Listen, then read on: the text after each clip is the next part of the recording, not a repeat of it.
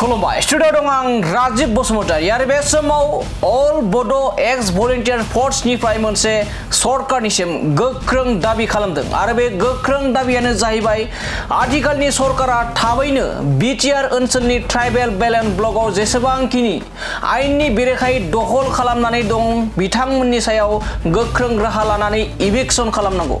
थाबैनो इभिक्सन खालामनो थाखाय दाबि दैखांदों अल बड' भलन्टियार्स फर्सनिफ्राय मोनसे गोख्रों दाबि खालामदों आथिखालनि सरकारनिसिम। मानो होनना बुङोब्ला गोजौ बिजिरसालिया अलरेडि इभिक्सन खालामनांगौनि थाखाय अर्डार होबाय। बे अर्डारखौ दासिमबो मोनसेबो सरकारा आखायाव लानानै मावफुङाखै होननानै अजद दैखांदों अल बड' भलन्टियार्स फर्सनि दैदेनगिरिफ्रा। बे समाव बेखायनो गोजौ बिजिरसालिया जाबायदि अर्डार होदों बे अर्डार बायदिनो बिटिआरनि सिङाव जेसेबां ट्राइबेल बेलेन्स ब्लक दं बे ट्राइबेल बेलेन्स ब्लकनि जा आयेननि बेरेखायै दखल खालामनानै दङ नन ट्राइबेल सोद्रोमाफोरा दखल खालामनानै दं बिथांमोनखौ होस्रांनांगौ एबा इभिक्सन खालामनांगौ होननानै आथिखालनि सरकारनिसिम बिथांमोना गोख्रों दाबि खालामदों। थामहिनबा आसाम सरकार आरो बिटिसि सरकारनिसिम गोख्रों दाबि दैखांदों अल बड' भलन्टियार्स फर्स आफादनिफ्राय।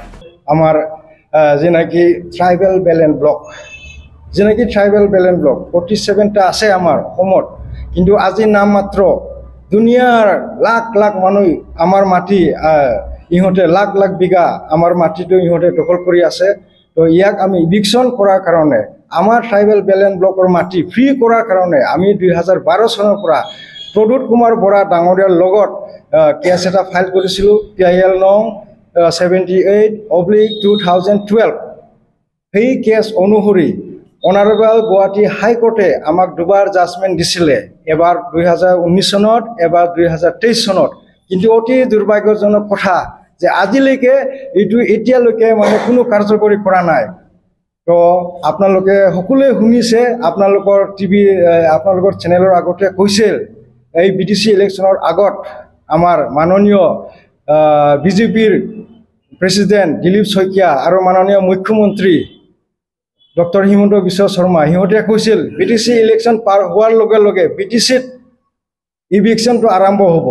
ক'ত গ'ল তেখেতসকলৰ প্ৰমিছটো?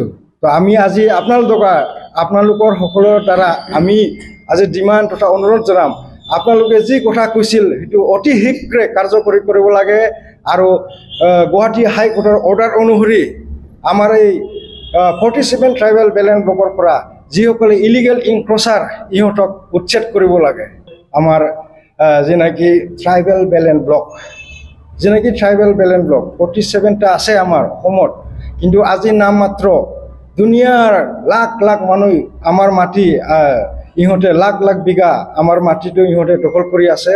তো ইয়াক আমি ইভিকশন কৰাৰ কাৰণে আমাৰ ট্ৰাইবেল বেলেন্স ব্লকৰ মাটি ফ্ৰী কৰাৰ কাৰণে আমি 2012 চনৰ পৰা প্ৰদ্যুৎ কুমাৰ বৰা ডাঙৰীয়াৰ লগত কেছ এটা ফাইল কৰিছিলোঁ PIL নং 78/2012। সেই কেছ অনুসৰি অনাৰেবল গুৱাহাটী হাইকোৰ্টে আমাক দুবাৰ জাজমেণ্ট দিছিলে, এবাৰ 2019 চনত এবাৰ 2023 চনত। কিন্তু অতি দুৰ্ভাগ্যজনক কথা যে আজিলৈকে এতিয়ালৈকে মানে কোনো কাৰ্যকৰী কৰা নাই।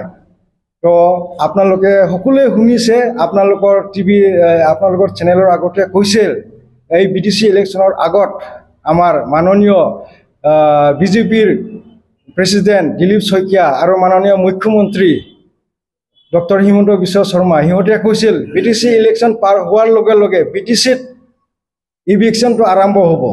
ক'ত গ'ল তেখেতসকলৰ প্ৰমিছটো? তো আমি আজি আপোনালোকৰ সকলৰ দ্বাৰা আমি আজি ডিমাণ্ড তথা অনুৰোধ জনাম, আপোনালোকে যি কথা কৈছিল সেইটো অতি শীঘ্ৰে কাৰ্যকৰী কৰিব লাগে।